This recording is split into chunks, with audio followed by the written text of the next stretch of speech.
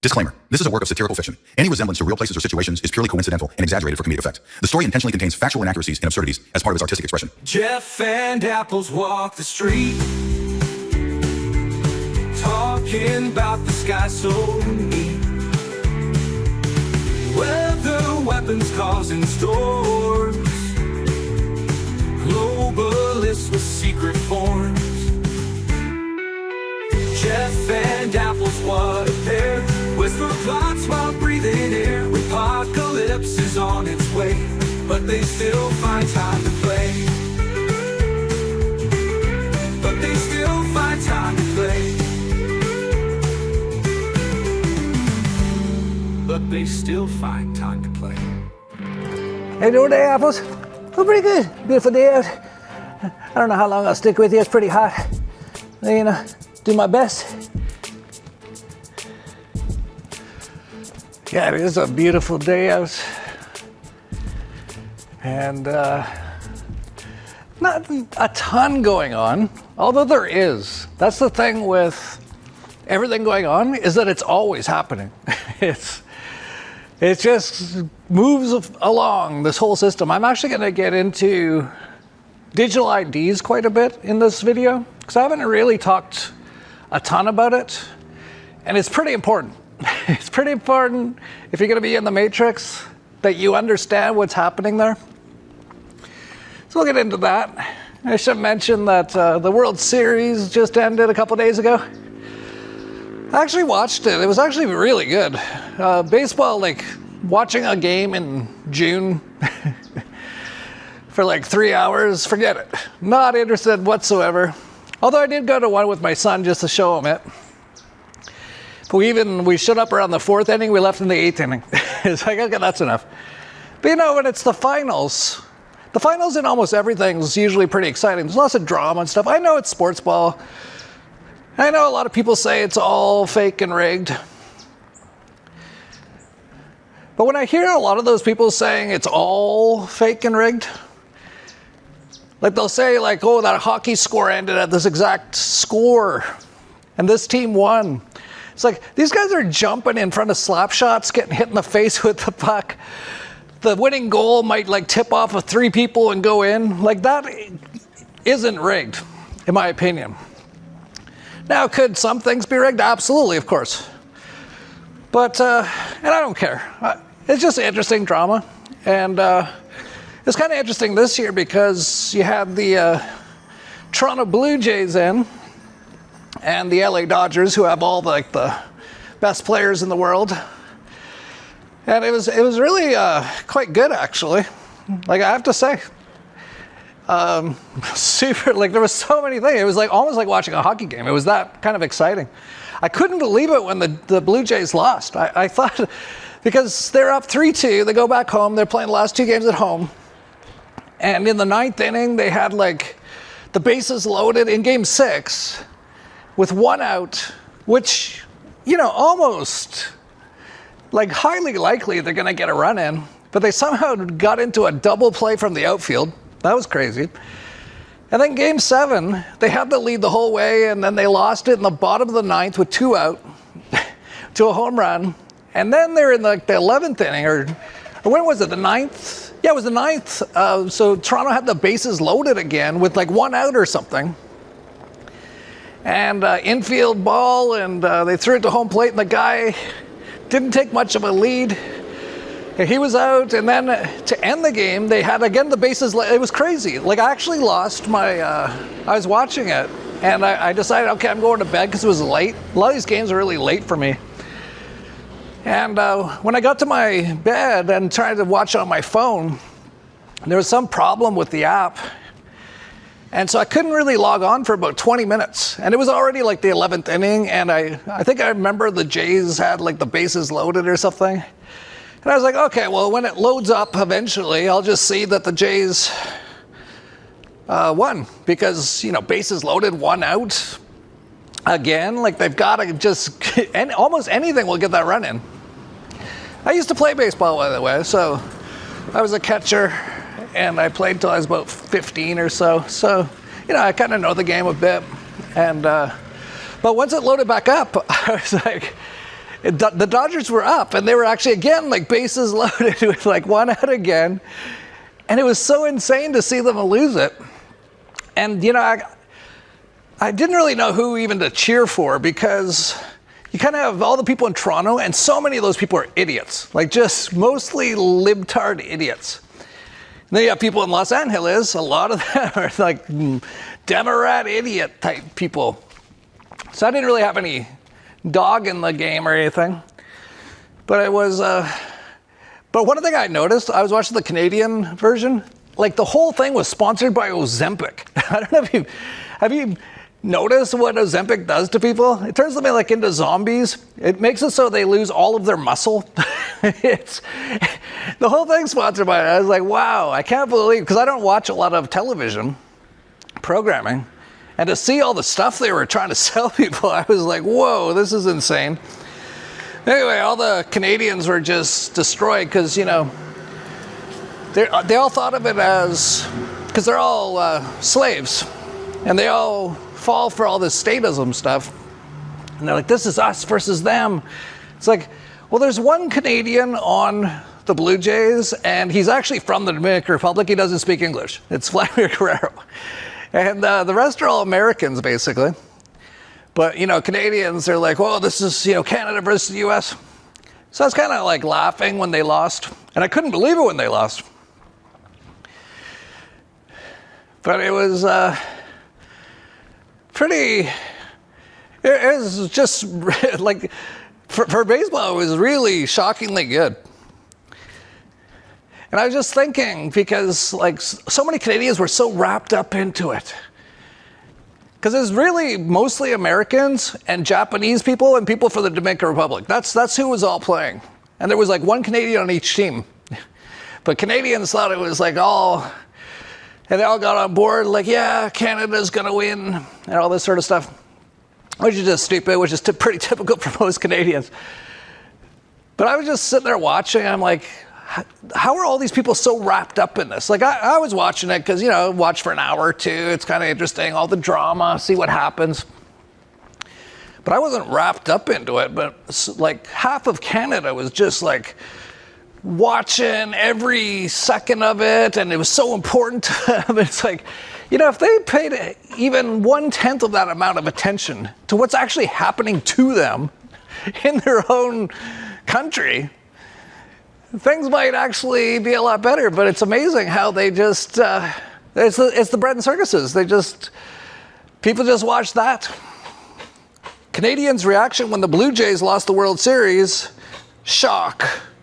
Canadians' reaction when their government floods their country with millions of third worlders, steals all their money, tries to kill them and lock them down, nothing. I talked in my last video about something that I haven't heard anyone talking about. I can't believe it. The Canadian government said they're going to kill half the people in Canada in the next few years. You'd think that'd be like a headline. You'd think there'd be one person out there that does a video on it. I'm sure there must be, but I haven't seen anything. Zero. So I thought this was pretty funny. Canada orders Toronto Blue Jays players euthanized. Yeah, it's kind of like all true, really. I can't believe we're watching all this stuff happening, and your average person doesn't seem to even notice or care. Like, what country on earth could say they're going to kill half the people in the country in the next few years, and no one cares? Like, how much fluoride? They've been chemtrailed for a long time. But they're also under massive mind control up there. It's incredible. I shouldn't say like all Canadians are unaware of what's going on. There's actually a decent amount. I don't know the percent, but there's definitely some, like this woman. Do you really think that this is all just a coincidence? Because to me, it feels a lot more like a controlled demolition of our economy. Seniors are sleeping in cars, families are lining up at food banks are closing. That is not bad luck. That is design. You want numbers? So glad you asked. The Parliamentary Budget Officer says that it costs about $16,500 taxpayer dollars for every asylum seeker that flies in. Another $16,500 to privately resettle one refugee. A family of 6, $35,500. Government-assisted programs up to $50,000 per person. Now let's look at the broader numbers. Temporary residents up to 1.2 million, asylum seekers up to 400,000, undocumented up to 500,000. That is roughly 1.6 million people added in just a few years.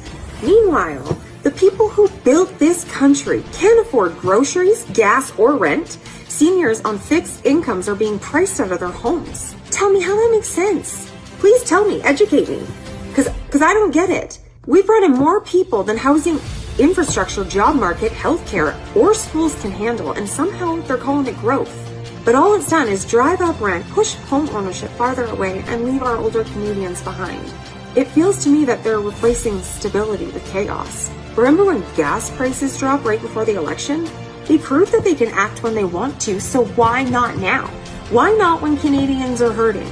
And while Christian communities and churches and other houses of worship are being attacked or burned, the silence from leadership is deafening.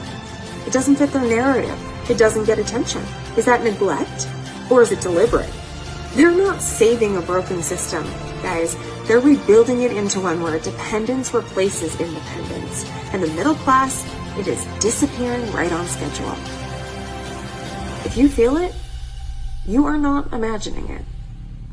So that was interesting. She called it a controlled demolition. Ring a bell?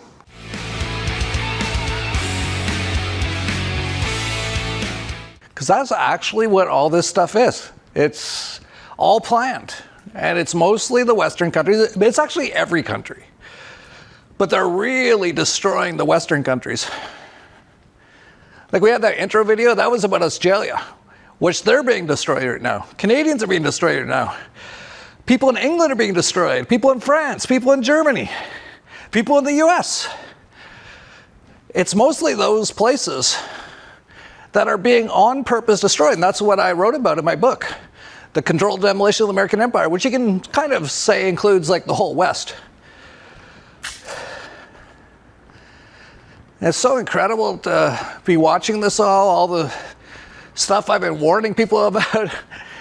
That's what Max Egan says a lot. It's like, because he's been warning people about a lot of this stuff, digital IDs and all this, for like 15 years.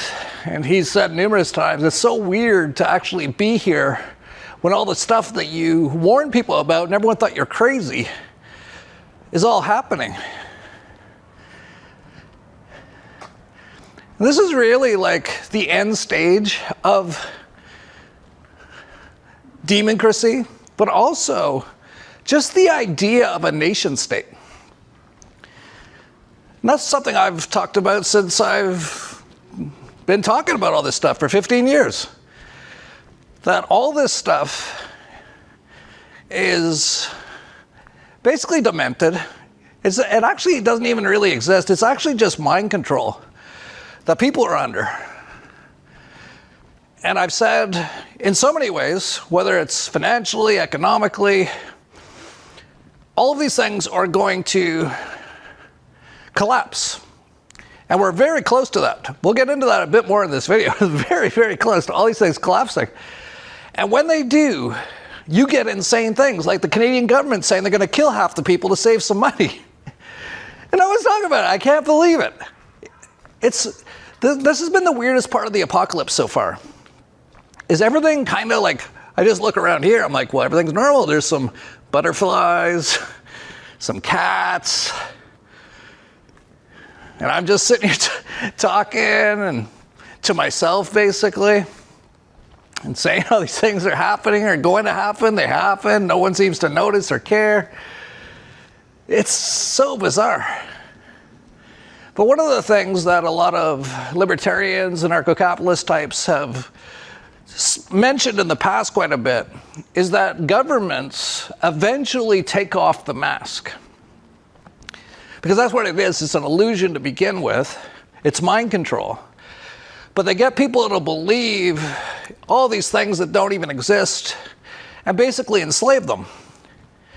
But at some point, the government basically runs out of like being able to steal enough from all the slaves. And then they just start killing them. Canada, the COVIDs. That's what's actually going on. And just doing insane things at the very end. And we're going to see way more of that. And in Canada, they have Mark Carney of the Elbows Up. Everyone's all excited about that one. And I was like, well, he's with the World Economic Forum. He's also a central bankster. Here's a cat, by the way. What do you think's going to happen? A lot of people are like, oh, he's going to change things. And I was like, he's in this literally the same party as Justin Castro. Not going to change anything. It will change, yeah, for the worse. And that's what's going on in Canada. They just released their new budget, which is like a breaking every record budget. And most Canadians are just getting killed by the extortion of the government. The taxes, they've got taxes on everything in Canada. I mean everything. You die, tax. You want to buy anything, tax. You want to sell anything, tax. You made some money, tax. It's everything. They just released the budget, and there was only 2 things in the thing that actually reduced the extortion rates. And I wouldn't have even guessed they'd be this bold, but we are in the end stages of all these governments, and they're taking the mask off. Hey folks, in that 406-page budget that came out last night, the only mention of tax cuts for Canadians is for luxury yachts and airplanes.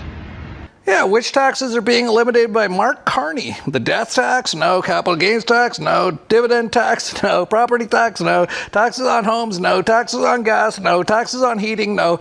Carbon taxes? No. Taxes on groceries? No. Taxes on sales? No. Taxes on private jets and yachts. They're going down. The Canadian dollar is crashing. The Canadian economy is officially in a recession now, but it's basically been in a depression for like 20 years. And just like the government, the central bank's just coming out and saying the truth now too. They're like, yeah, you're gonna have a worse life from now on. And unfortunately, what that means is that unless something else changes, our incomes will be lower than they otherwise would have been. They'll grow, but they'll grow along a lower, this was the old path, now there's a new path. Which is below the old path. There are things the country can do to try to bend that curve up, but those aren't things monetary policy can do. These are more structural changes. I mean, fundamentally, as a senior deputy governor is hammered many times, we need to get our productivity growth up. And if we can do that as a country, we can bend that curve up. So, I mean, I think what's most concerning is that unless we change some other things, our standard of living as a country, Canadians, is going to be lower than it otherwise would have been. Which is what happens with governments and central banks. You might have a few years of like prosperity because it's all basically a Ponzi scheme. Like people call lots of things, including myself, to say he's a scammer or he's doing a Ponzi scheme. Which I'll get into in a bit, actually, about some of those things, but and how they're not. But the biggest Ponzi scheme and scam is like the governments and the fiat currency central banks. And they basically just rob from people, and as long as they can rob enough to pay out what they need to pay out, they can keep it alive. But it's very close for all these things to be ending now, including in the US. Almost every day I see a chart that is like a new record chart or something that hasn't been seen since at least 2008 or 2001 or the Great Depression. And here's the latest. The delinquency rate on commercial mortgage-backed securities for offices surged 63 basis points in October to a record 11.8%. This is now over a full percentage point above the post-2008 financial crisis peak of 10.7%. That's just one of hundreds of things that are at extremes right now. We've actually seen the stock markets backing off the last few days. We've seen cryptos really crashing again the last few days, which is all expected on our end at the Dollar Vigilante and the Crypto Vigilante. The Crypto Vigilante actually has been saying to sell decent amounts of your Bitcoin since it hit over 120,000. It just hit like 99,000 just a couple hours ago. And, we'll see what happens from here, but, and we actually don't even know. It could go either way, but that's why you should really subscribe to our stuff. Our guys nail the tops and the bottoms all the time. Go to dollarvigilante.com/subscribe. And we'll see what happens. And I've said in the past that I think they're going to probably do some sort of major crisis that they'll blame for essentially the crashing of the markets. And now whether that's a cyber attack or a World War III type thing, or a new COVID's 2.0, which they keep trying to do, whatever it is, they'll probably do that to crash the markets. That's what they did in 2001. That's what 9/11 was all about. Well, it wasn't just about crashing the markets, but it was also to bring in their war of terror and, destroy and attack so many places in the world on behalf of Israel. And I think they're going to probably do something like that again. And I think when they do this next one, they're really going to push not only the digital IDs, but things like universal basic income and all these sort of things. So they're going to wipe most people out. This is going to come up soon. Could be by the time this video's out. Like, that's how close we are. Any day now, this is going to happen. And most people are going to get wiped out. They don't subscribe to our stuff. They're mostly in debt. They've got death contracts called mortgages. They're going to lose their jobs. And so many people are going to actually do the problem, reaction, solution. The problem is they're going to crash everything, wipe people out. The reaction is going to be people basically begging for help. And the solution will be getting them into basically a digital prison and getting them on communism, basically. Sort of like a fascio communism. And get them in their smart city concentration camps and all that kind of stuff. And but the digital IDs are going to be very important for all of this. This is really what the Palantir sort of AI control grid's all about, is getting the biometrics of everyone, getting them into a database, then getting them to go onto these systems, and then slowly over time, basically forcing them to take injections, saying they can't buy this much meat, they can't fly, all these sort of things. It'll probably take a bit of time. I don't expect any of this stuff's going to happen like overnight. But they're definitely pushing forward with it massively. Like almost every country on earth is pushing the biometric digital IDs. And Greg Reese, who actually quit InfoWars after he realized Alex Jones was controlled opposition, he puts out amazing videos. And I actually mentioned in one of my videos a couple of videos ago that I'd like to invite him to speak at Anarchapulco, and he actually reached out to me, and he's agreed to speak. So that's going to be another awesome speaker we're going to have at Anarchapulco. There's going to be so many amazing people. And he put out this video just recently called Biometric Consent is the Digital ID. Prior to the 2020 lockdowns, buy now, pay later services were obscured from most of the market. A firm was founded in 2012 by PayPal co-founder Max Levchin, but was only used on high purchases by a small handful of merchants.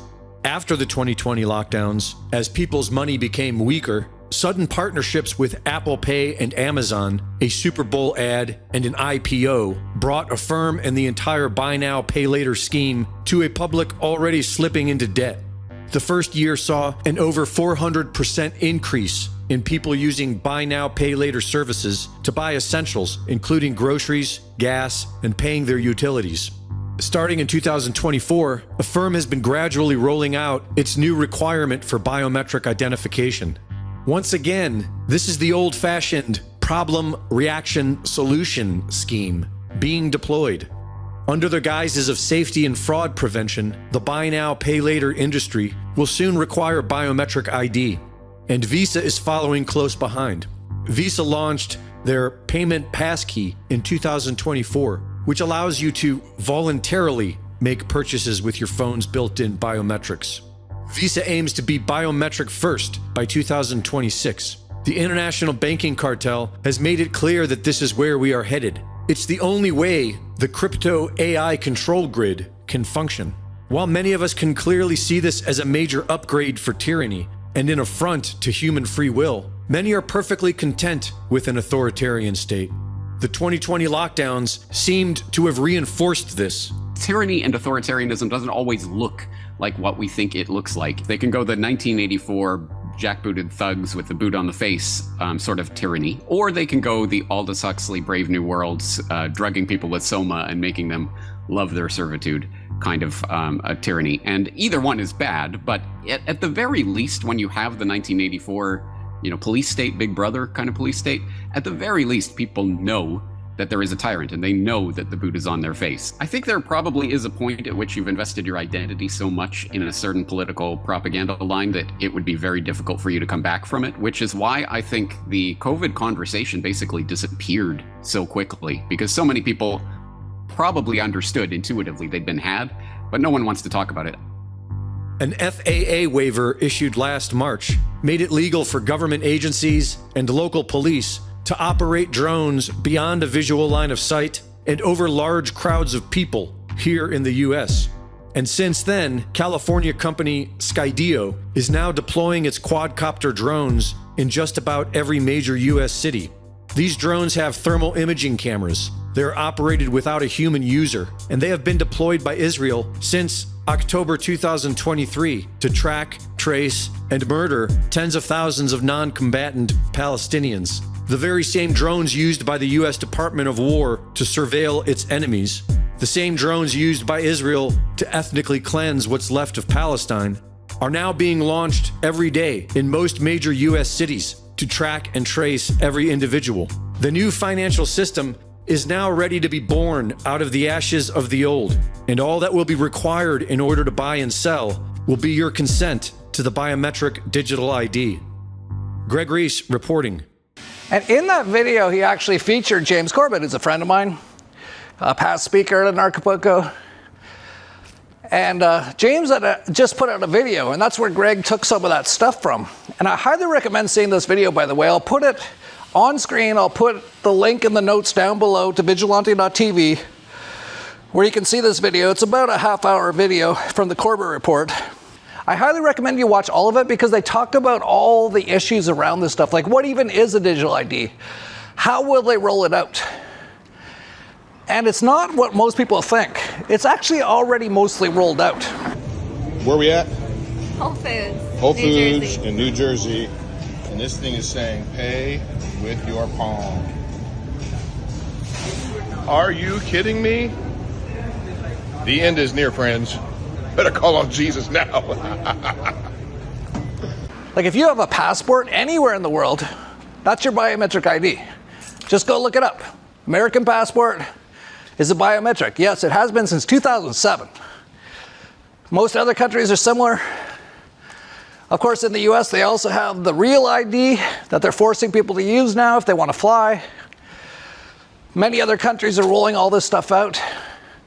But even when you go on like a bank website and they ask for your like photo and stuff, that's part of it as well. It all goes into the Palantir databases. And essentially, they just want to have it so they can track and know everything about every single person, and then get them into using these CBDC type things that they're going to be trying to roll out. And things like universal basic income and all that. And once they have a lot of people on that, then the control part of it will all roll out. And all of a sudden, you'll go to buy something, and it'll go, sorry, you said something on X that we didn't like about Israel. Or you've eaten too much meat this month, all this sort of stuff. Not to mention, probably at some point, rolling out the complete genocide, which might be this year, according to Deagle. But we'll see how that all rolls out. And that'll be using mostly the, sorry, my sock fell off my shoe here. Fell down my shoe. That'll be mostly using the graphene they already got in people's bodies, nanotech, all that kind of stuff. So It's going to be pretty wild, but I really recommend watching the entire James Corbett video. They really go over a lot of it. And it's a lot of the stuff that I agree with that I don't really want to talk for half an hour about. But I will play a few minutes of it here. And this is the part of the video where they actually talk about solutions. To give you an example of this, I was recently in the EU because I wanted to ask Europeans what they thought about digital ID, and I managed to escape a day or two before the entry-exit biometric requirements that they just imposed. And what I got a sense of was, Europe is this heterogeneous place where there are the major airports that have already implemented these systems like way ahead of time. But then there are also places like Romania, which are they're not very technologically advanced, and it's going to take time for these things to happen. And so the key takeaway there is that it really is a shift in where you want to put your energy, whether that be moving with your feet. It also means to be self-sufficient in every way right now. And I also think that this digital ID ultimately is amazing for humanity. Now, because you're going to stick with me here on this point, but this is kind of like being Hernan Cortez's conquistadors in 1519, where Hernan Cortez was like, okay, you're going to take down the Aztec Empire, and I'm burning the boats you could have used to get back to the homeland, right? We're there because it's happening everywhere. There's no boats. The off-ramps to use everything we count on in life those walls are being put up. So we have no choice but to create solutions. And frankly, you watching this at home, you have just the right to say how we're going to function on this planet or where this planet goes, just as anyone else. So it's up to us to create solutions. And I think what that is going to be for a lot of people is entrepreneurship based on free and voluntary exchange. I think it's going to be, people need to be useful again, right? We can't have these inflated metrics of knowledge work where we're just doing things online all the time. We're going to have to really take our effort and attention. Instead of watching the news, we're going to have to start building things. So I think the most useful thing anyone can do right now to get prepared is to go talk about this in person. Maybe at their local farmers market is a really good place. Maybe in the spiritual centers around town, anyone who's maybe just a little bit quirky or thinking alternatively, to go talk about them, to talk to this about them, because just in the way that there's being this network effect that is going to cut you out, you also have to create your own network that will keep you in. So this conversation might go something like, hey, did you know about digital ID? It's this, and this. You can maybe learn some talking points from the report. One thing that'll work really well is say, hey, did you know your digital identity could get stolen and someone could impersonate you really, really easily? Let's say if you use a digital ID to buy liquor or something, it's really easy. There are no safeguards at this point in time. That's something that's very common. And so once you share with them enough, and if they're open-minded, you might say, hey, I really appreciate this relationship we have between us. I hope that we will never put a wall in between us where you might force me to get a digital ID. Let's say you're talking to a farmer, to buy your eggs, to buy anything you have, and I'll do the same for you. So it's kind of like this contract that you make with each other. And so I think having this valuable local network is the best pool of data you can have for yourself right now. Also, as you have covered, James, several times in your Solutions Watch, is to start working with alternative commerce. So for some people, this might mean cryptocurrency, which I don't recommend putting everything you have into it, but I recommend at least being literate with cryptocurrency and maybe doing your first transaction in person, because this still appears to be one way you can completely circumvent digital ID. And of course, cash, bartering, precious metals, these are all things that are going to be fairly obvious. So to go back on it, I do think that this is great, right? But going back to the conquistador analogy, we're not here to, the boats have been burned, but we're not here to conquer and kill. We're here to create better systems. I can't say I have all the answers, right? This is just really getting started, but we're here to cooperate, remediate, and grow. And you're here to figure out the answers too, right? There is no authority we can turn to. We can't turn to the World Bank and to our governments and say, hey, you guys have more authority than we do. No, we all have this inner authority. And if it's the choice of figuring these solutions out or being a slave, I say we figure the solutions out. Well, that's it. And, the conquistador analogy is apt, even if I don't like to think of myself as a conquistador, but I understand the analogy because, yes, the boats have been burned. You might think, oh, this counter economy stuff, oh my God, agorism, oh, it's silly, I don't want to participate in that. Okay, but there is no alternative. There is truly nothing else. Either we create communities that we can operate in without this digital public infrastructure that they're trying to bring in, or we are part of the DPI system and we're just going to go along straight into the maws of the control grid. There is no alternative at this point. So, like it or not, anyway, agorism is the only answer. And that operates, I think, both in real life and can be digital as well. As you say, cryptocurrency, sure. Precious metals, sure. Cash, barter, let system, whatever. There's many, many, many different ways we can interact with each other that has nothing to do with the economy that they are imposing on us. Absolutely. And I did want to point out that how fragile this control grid really is when you start to kind of look under the covers a little bit. I was flying recently. I did taken 2 flights in the past few weeks here in the US. There's a government shutdown here. And to feel the aura coming from the TSA agents, they're not getting paid right now. They're getting deferred payments. And I managed to talk to 1 or 2 of them. And so everyone is calling in sick. There are massive slowdowns at airports. They're running on a skeleton crew. So what does that tell you? It's this control grid is super, super fragile, and it doesn't take much to actually build something better. So what they were basically saying is, if you go down the path of going into all these systems, you're going to be very enslaved. They're going to impoverish you, enslave you. You won't be able to do most things you want to do. They'll be injecting you, which will be basically killing you. That's all part of where it's all headed if you go down these paths. And not to say, like, for example, you might have a digital biometric passport right now. It doesn't mean all this stuff's going to happen to you. What I'm saying is, as they roll out this stuff more and more, if you keep falling into it and keep getting these things and and as Corbett pointed out, you don't even have to sign up to most of these things. They already have it.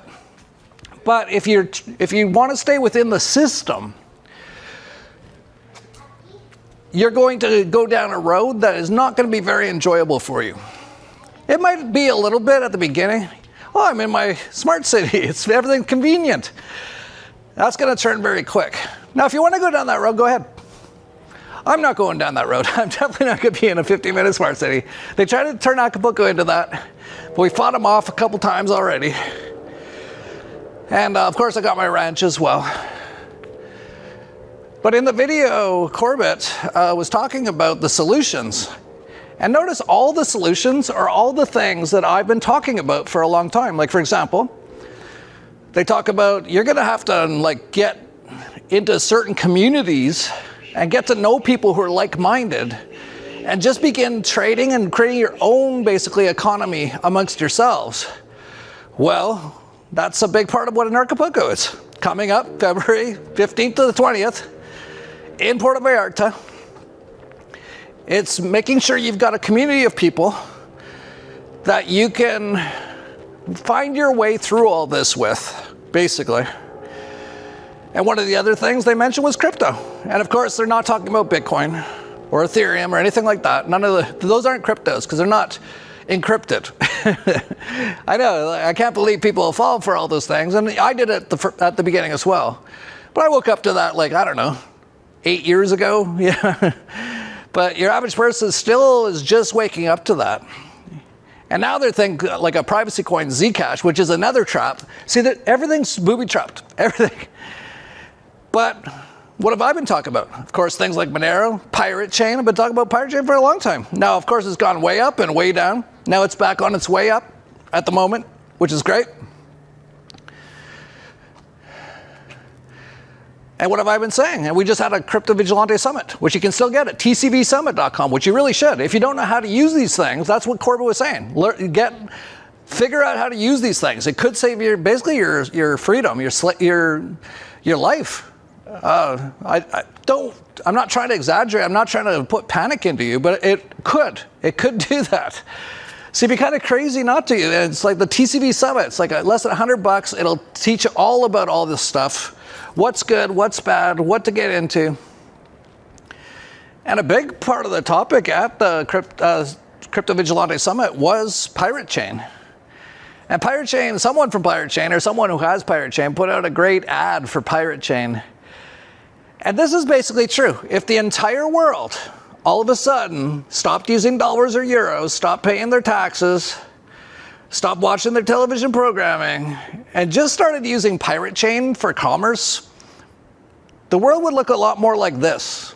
Scene opens with serene, beautiful landscapes, a futuristic but harmonious city, lush green fields, people smiling and interacting peacefully. Ever wonder what the world would look like if our financial lives were truly our own? Imagine a future, not so far away, where privacy isn't a luxury, but a given. This is that future, powered by Pirate Chain. When everyone started using ARR, things just changed. The constant worry about data breaches, identity theft, and having your every transaction monitored simply vanished. People became more generous, knowing their support for causes they believe in remained private. Small businesses flourished, free from the prying eyes of corporate giants. Innovation soared because ideas could be funded securely and discreetly. It wasn't about hiding. It was about freedom. The freedom to live, to transact, and to build a better world without being watched. This isn't a fantasy. It's the peaceful, prosperous reality that true financial privacy can create. Curious to learn more about how this is possible? Dive into the world of Pirate Chain with us. And what else did Corbett talk about as solutions? He mentioned agorism. Well, in the week after Anarchapulco is Agora Forco, Agorism Forco. It's basically a separate event that's much cheaper and much more decentralized. That is really based around agorism. So once again, like I've already been doing these things for more than a decade. We're going on 12 years with Anarchapulco. I've been talking about Monero for more than a decade, Pirate Chain for, 5-6 years. I've been talking about agorism. Back when I used to host my channel Anarchast, we now have Agora Forco. So I've already been building out and helping people to find all these things for years. And these are all the solutions that James Corbett and the other person he had on the video there talked about as basically the way out of all these things. And they also mentioned creativity. They said, you're going to have to be creative. Okay, did you pay attention in the last few weeks when we had an entire summit for Anarchapulco online, a virtual summit? I'll put a link to it down below. You can still get it, called Freedom of Expression. And it was all about tapping into your creativity, because that's what you're going to have to do to get through all this. And that's what Corbett just said. As I was watching them, I was like, oh, here's the solutions. Let's see if they've got anything that I hadn't already thought of like a decade ago. No, I've already been doing all this. I've already been offering all this stuff to people the whole way along. Another big thing is, for surviving what's going to be happening, basically, if you're going to go away from the entire system, like you won't be able to get into a hospital or see a doctor or anything without your biometric digital ID soon in many places. And that's actually a good thing. For the most part, those people do way more damage than they do help, except for in rare instances, like if you're bleeding to death in a car accident and stuff like that, or some sort of surgery. Like even my wife had that. I'll give them that. They can do some decent stuff, but your average person gets killed by them. So it's actually a good thing if you don't have those things. But what are you going to have if you don't have that? Well, another solution, Tesla machine, cures basically everything. It's de-aging me. It gives you energy like you're a kid again. This is what almost everyone who has one says about it. It cures almost everything. Even cuts, it stops the bleeding. After a surgery or after a trauma event, it fixes the trauma super quick. I even found that with my son who was in a car accident. Doctor said he had to wear a neck brace for 6 weeks. We did 2 sessions with the Tesla and he took the neck brace off and he was fine. And so even that is stuff that I've been trying to tell people about. And here's a person in the Tesla club, Eric. I had my first emergency use of the Tesla today and it did not disappoint. I was stung by a stingray today and recovered completely in about an hour and a half. If you know anyone who's been stung by a stingray, we're talking days of unbelievable pain and swelling. But I already knew the Tesla did that because Vanessa, who actually works with the Tesla Club now, was at Anarchapulco and she went in the ocean, she stepped on a stingray, her foot blew up to double its normal size, and she put the Tesla machine on it and she was fine in about an hour and a half. So, and those are like, there's so many emergency uses for it that are so incredible. I'm pretty sure any sort of bite, even a venomous sort of thing, I haven't seen it myself with my own eyes yet. I hope I don't have to, but I wouldn't doubt it if it totally heals that as well. There's so many sort of emergency type use sort of things. Gets rid of allergies. It's so incredible. But even beyond all that, it's actually like, it connects you with source. I know it sounds crazy. And I thought maybe it was a bit crazy that I was telling people this a long time ago, but it's like, when I meditate with it, it's like a next level meditation. When I meditate in my Tesla bath, it's like downloads come in unlike anything I normally get. And I feel that connection as I'm doing it. And now we're starting to see other people who have the Tesla machine, who are members of the Tesla Club, all talking about it. Like Ethan. I wonder if anyone feels this way about having a Tesla. I do. Think about how rare of an experience this actually is in the big picture. How many have one? About 1,000 people? One of my goals of acquiring this machine, to be honest, was a bigger goal, beyond healing a couple of physical issues. I wanted to connect with something beyond my toroidal field, my immediate sphere of perception influence. I'm speaking about non-tangible, esoteric stuff.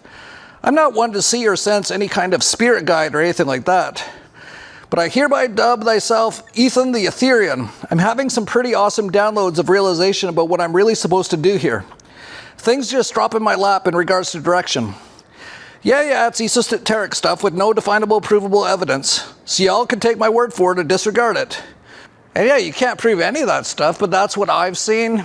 That's what he's saying. And then Mo responded right after that. It's real. You're not alone. For me, it's an intention-setting amplifier. Sometimes it's immediate. I meditated on tax avoidance during a session. Immediately afterwards, I went to another Telegram group and found a guy that knows how this can be accomplished in Canada. I reached out and went to a seminar just 3 weeks later. Funny thing is, it never scrolled through that particular group. I now avoid taxes legally. Previously, I just didn't pay them and declared bankruptcy and set up another business and carried on. So many people have had like these synchronicities come into their life, amazing things come into their life. Like that Mo person, and actually the person he found, just FYI, who can help you with extortion in Canada, is a friend of mine, Curtis Stone. He's known as the Urban Farmer, and he'll be speaking at Anarchapulco. You see how I'm trying to like just bring you all this sort of stuff to get you out of this slave system? And also connect you more with source. And you can do that with the Tesla machine. It's so incredible. Oh, here's Wackums. Hey, Wackums, how you doing? He doesn't talk yet. Or do you talk? I don't remember.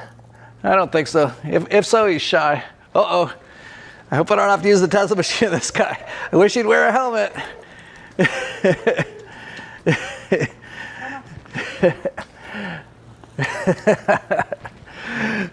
He's having a good time. So yeah, I'm trying to bring people all this stuff, and you got some Jews out there. He's like, he's a scammer. It's like, okay. It's been working most of my life trying to help people find all these things and get it for them. And I even did it recently in the Vigilante Insiders Club. So you might remember about a month ago, I said there was some spots opened and we sold it out and a bunch of people came in. And one of the guys' name was Clive.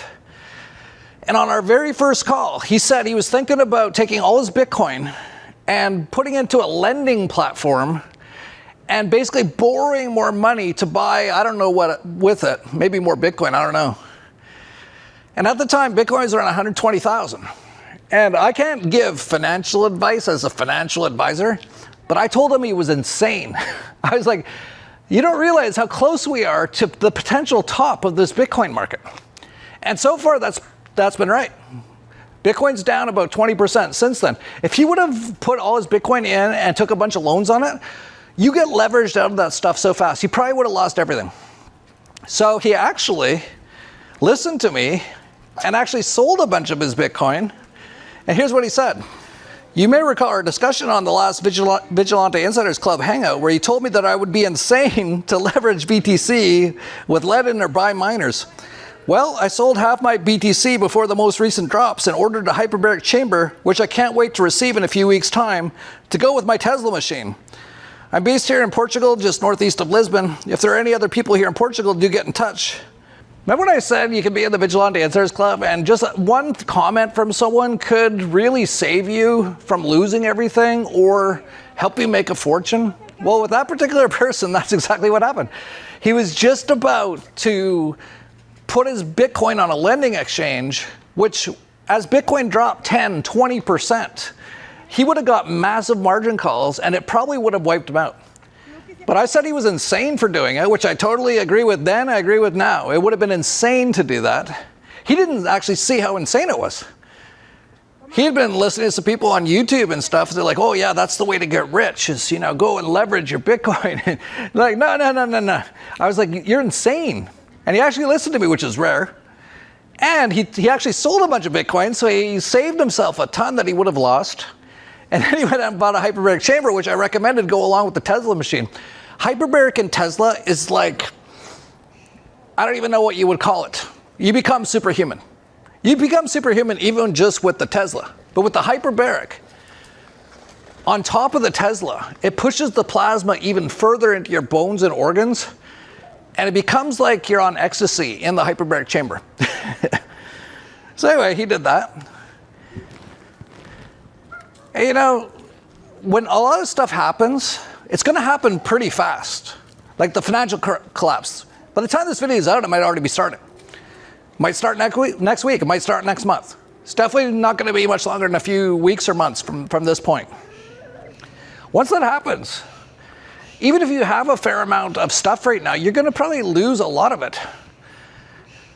So you might want to consider, like Clive, taking some profits on some of it, taking some of the stuff out now, and getting something like the Tesla machine before it's too late. Because even if all this stuff happens, digital IDs and financial market collapse and all this sort of stuff, you might not even be able to get a Tesla machine. You might not be able to become a member of the club.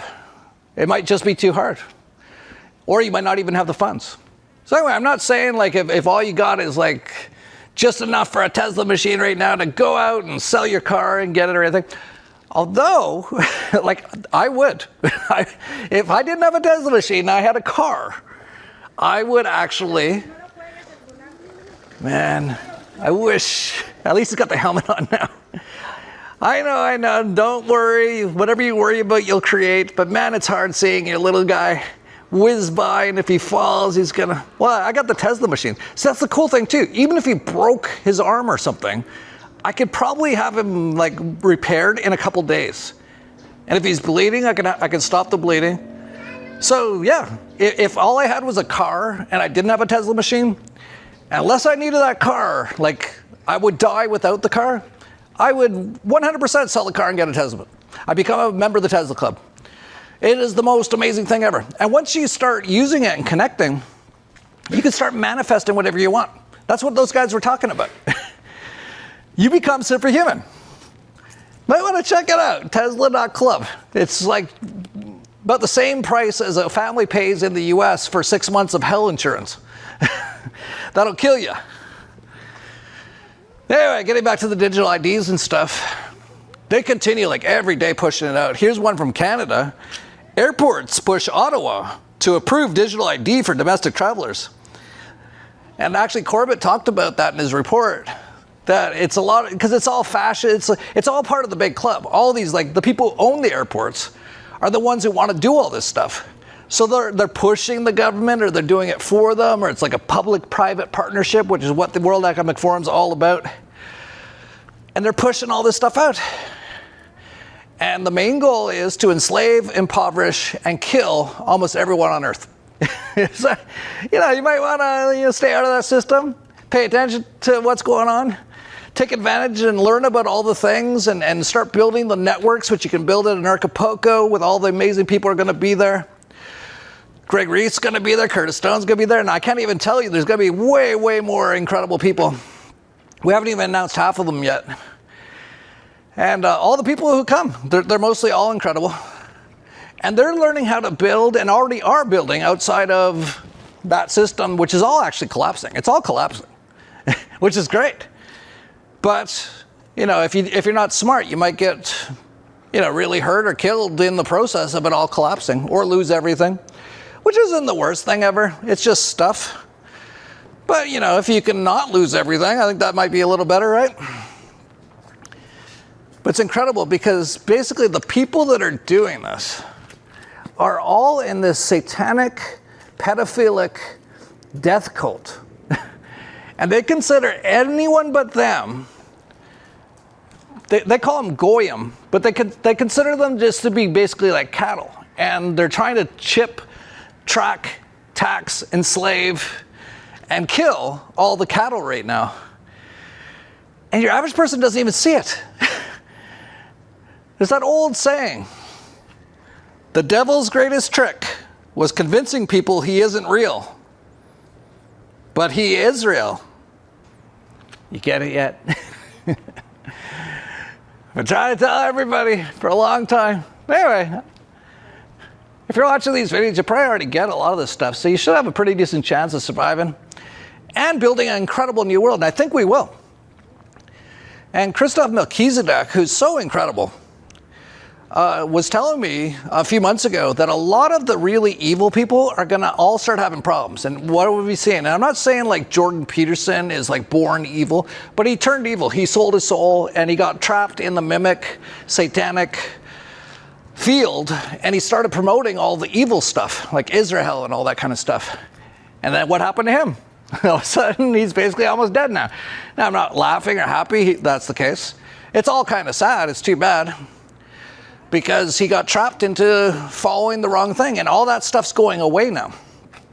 See, actually, this is an incredible time. And Christoph said that. He said even AI is going to start turning good. He said that a lot of these people are all going to start getting sick, dying, stop doing their shows, like Russell Brand and all kinds of people. Well, there's actually been a big one just went down. He's actually a pretty big one, Dick Cheney. That guy has been involved. He was involved in 9/11, doing 9/11, which ended up killing like 500,000 children in Iraq, torture camps. Like, he's another guy who's completely been, he's on the side of the what you could call evil, sort of satanic, whatever you want to call it. But he just died, so that's really interesting. So we've had so many in the last year or so, or two. Like the Rothschild guy died. Queen died, of course. I think, who else? There was like so many of them. Can't remember off the top of my head, because I don't even really care. Because, you know, like I don't focus on these people. But so many of them have been leaving, and now Dick Cheney's gone. So Foundering, whose songs we've featured numerous times here in these videos, had a sort of a going away song for him. Whatever became of Chenney? Has anyone smelt a thing? Once he stole the VP from his throne, he decreed they have billions of WMDs. He's a sulfuric neocon spirit. When the Fuhrer croaks, we'll go cheer it. He could shoot you right square in the face, and you'd say, sorry, I got in your way. We must protest this treatment, Cheney complained. Neolib boomer rhinos, the final words heard by Saddam Hussein, where Cheney says, bye-bye now. Yeah, their time is actually done. All this stuff, all this architecture is all falling away. And actually, I'm going to be involved in helping take down a bunch of it, which I can't tell you yet, but I'm going to be doing in the next few weeks. And then we can start to move on to an incredible new world, like basically almost like a Christic world. But it's going to be a bifurcation. So if you get stuck or trapped in the other stuff, You're going to end up going down this horrible road and have a horrible time. But if you do the work and you do the right things, you can move on to this Christic world. And I think it's going to be so amazing. But that's really what a lot of this is all about. Like, all these systems are in a collapse mode. That's why the Canadian government says it's going to kill half the people in Canada now. They're like, well, you've got to save some money somehow. And we've got communist healthcare. That's just how it goes. That's how all these things kind of end. And but they are all collapsing. Oh. The Babylon system makes me ill. Babylon is not just politics. It's not just corporations. It's not just the system. Babylon is an energetic grid that feeds on your unconscious consent. Bear with me. Every time you react instead of respond, every time you abandon your gut to keep the peace, every time you trade your truth for belonging, you pay Babylon in soul currency. Sovereignty is not rebellion. Sovereignty is not escape. Sovereignty is your refusal to leak your life force energy to systems that were never God's design. Babylon thrives on hurry, produce, consume. So sovereignty moves at God's pace. Babylon thrives on fear, obligation, and guilt. So sovereignty anchors in stillness and peace. Babylon thrives on illusion. Sovereignty chooses to refuse to feed the illusion and see with spiritual sight. Stay vertical.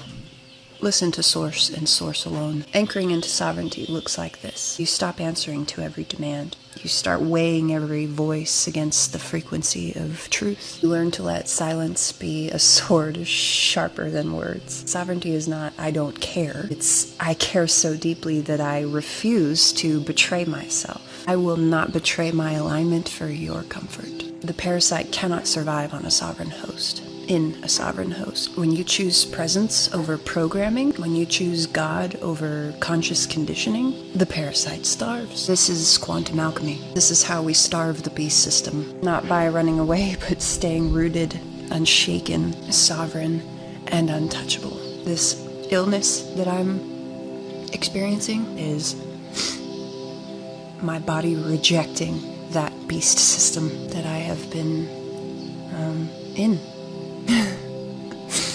Make no mistake, it's in spiritual communities to use your discernment. Refuse to abandon yourself. Glory be to God. This change that we're all experiencing, this death, this dissolving of what's false, it's the beast system crumbling. Babylon Bridge is motherfucking burning. Whew.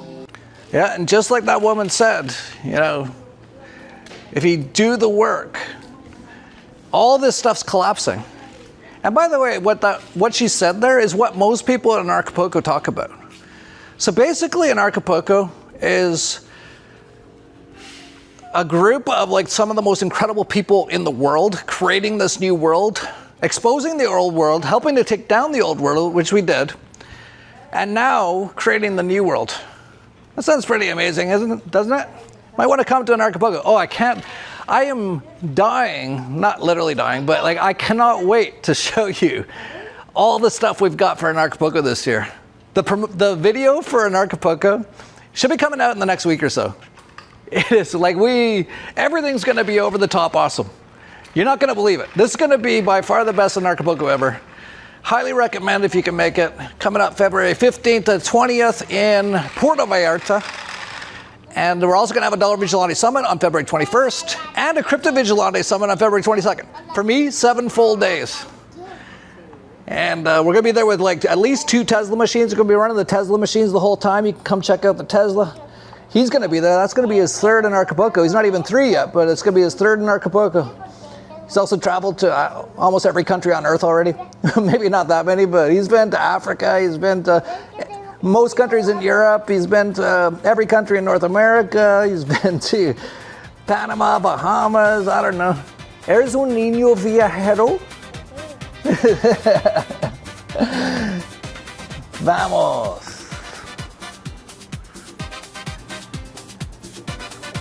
You're going to be there at Anarchapulco, aren't you, Apples?